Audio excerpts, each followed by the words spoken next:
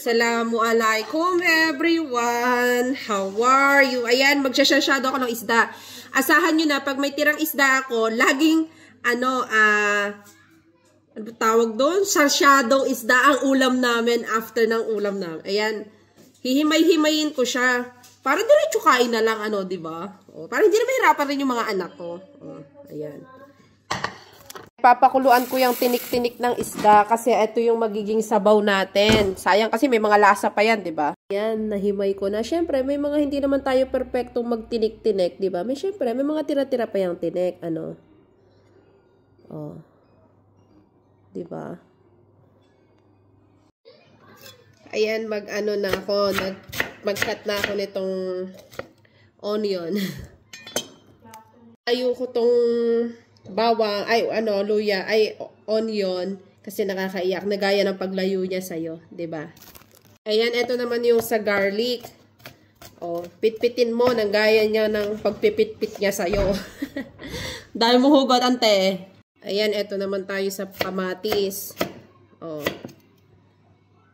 Sa sashado, maraming 'di ba, kamatis.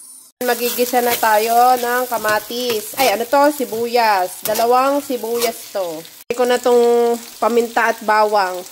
At paminta at asin. Lagay tayo ng patis. Pilipino, syempre. Lagay tayo na isang, nor cube. Kamatis.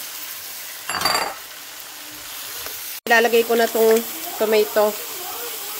Cherry tomato pala yan, cherry tomato.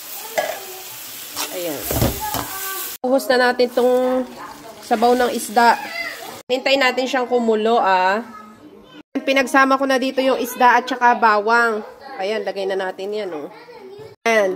Sashadong masabaw kasi mahilig talaga kami sa sabaw. Ayan.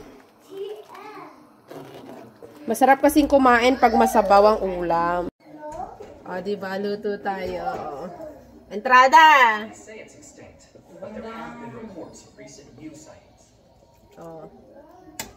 Sarsyado. Na natin to. Tikmi.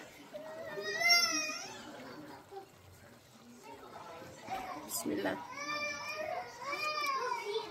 Perfect. Lagay ko tong itlog.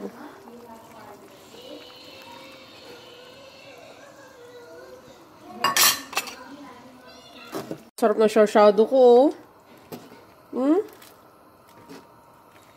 Sarap. Garlic powder. Para lalong masarap. Muna ako. Ayan. Last touch ng pastis. Ayan. Sobrang sarap na talaga, ha. Ayan. Sandok na, Pi. Tayo na'y kumain. Ayan.